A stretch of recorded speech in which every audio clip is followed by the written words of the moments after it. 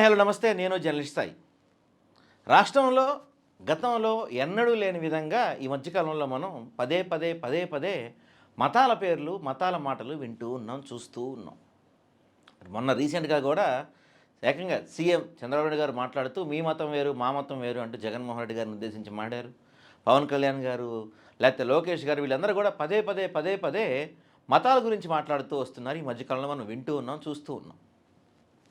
So, అయితే మొన్న ఆఖరికి ఏబిఎన్ ఆంధ్రజ్యోతి పేపర్‌లో కూడా రాశారు ఏమనంటే, ఇక నుంచి ఎవరైతే క్రిస్టియన్స్‌గా, ఎస్సీ క్రిస్టియన్స్‌గా చెప్పుకుంటున్నారో వాళ్ళపైన ప్రభుత్వం నిఘా పెట్టబోతుంది. ఎందుకంటే మన సుప్రీంకోర్టు ఒక ఆర్డర్ ఇచ్చింది. ఏమని, ఎవరైతే క్రిస్టియన్ మతం మారతారో వాళ్ళకి ఎస్సీ, ఎస్టీకి సంబంధించిన హక్కులు ఉండవు అని చెప్పి ఒక తీర్పు ఇచ్చినప్పటి నుంచి వాళ్ళు చెప్పిన దాని ప్రకారం ఏంటంటే, ఎవరైతే వైఎస్ఆర్‌సీపీ నాయకులు ఉంటారో వీళ్ళపైన క్లోజ్‌గా అబ్జర్వ్ చేస్తారు అనే ఒక వార్నింగ్ ఇచ్చినట్టుగా కనపడుతుంది. అంటే ఏంటి, మీలో ఎవరైనా ఎస్సీ, ఎస్టీ పేరు చెప్పుకుంటూ క్రిస్టియన్ మతం తీసుకుంటే మీ పైన దానికి సంబంధించి కేసులు పెట్టి, లేకపోతే మీరు ఎస్సీ, ఎస్టీ కాదని చెప్పే ప్రయత్నం జరుగుతుంది.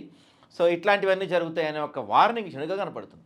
సో, ఈ ఒక విషయం చాలా క్లియర్ అవుతుంది ఏంటంటే, కూటమిలో దాదాపు అందరు నాయకులు కూడా మాకసలు క్రిస్టియన్ దళిత ఓట్లు, ఎస్సీ, ఎస్టీ దళిత ఓట్లు మాకు అవసరం లేదు అనే విధంగా ఒక క్లియర్ పిక్చర్ చెప్తున్నాయి.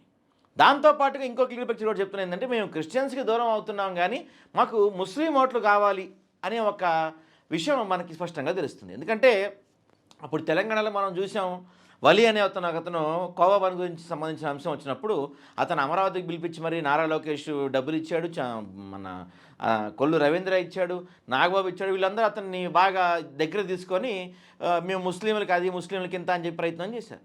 ఆ తర్వాత నెల్లూరులో సంబంధించిన ఒక కుటుంబానికి ఇల్లు కట్టించి ఏకంగా దాన్ని నేషనల్ వైడ్‌గా ప్రచారం చేసుకున్నారు.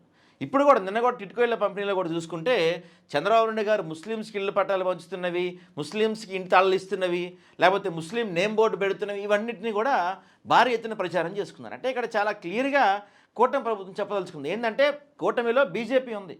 సహజంగా బీజేపీ ఉంటే ముస్లిం ఓటు బ్యాంక్ దూరం అవుతుంది. కానీ వీళ్ళు లేదు మేము ముస్లిం ఓటు బ్యాంక్ దూరం కావట్లా, మాకు ముస్లిం ఓటు బ్యాంక్ కావాలి, కానీ మాకు క్రిస్టియన్స్ అవసరం లేదు, లేకపోతే క్రిస్టియన్స్ని బూచిగా చూపించి హిందువుల ఓట్లు కావాలి అనే ఒక ప్రయత్నం టీడీపీ బలంగా చేస్తుంది. ఈ ప్రయత్నంలోనే భాగంగానే వాళ్ళు ఇలాంటి పనులన్నీ చేస్తున్నారు. ఏది, మేము ఎవరినైతే క్రిస్టియన్ దళితుల్ని క్లియర్గా అబ్జర్వ్ చేస్తూ ఉంటామని చెప్పటం, ముస్లింలకు దగ్గరగా ప్రవర్తించుకోవటం, హిందువుల మనసు గెలుచుకునే ప్రయత్నాలు చేయటం, ఇట్లాంటివన్నీ చూస్తుంటే క్రిస్టియన్ ఓటు ఏదైతే వైఎస్ఆర్సీపీకి అత్యంత బలంగా నమ్ముతూ వచ్చారో, వైఎస్ఆర్సీపీ వెంట నిలబడుతూ వచ్చారో, ఆ క్రిస్టియన్ దళితుల ఓట్లు మాకు అవసరం లేదు, కేవలం మాకు ముస్లిమ్స్ ఇంకా హిందువుల ఓట్లుంటే చాలనే విధంగా కూటమి ప్రభుత్వ పరిపాలన నడుస్తుంది.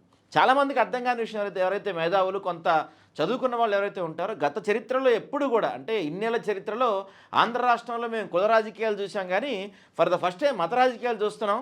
అసలు ఏమవుతుంది ఆంధ్రప్రదేశ్లో, ఎడిపోతుంది అనే స్థాయిలో డిస్కషన్ జరుగుతున్నాయి రాష్ట్ర వ్యాప్తంగా.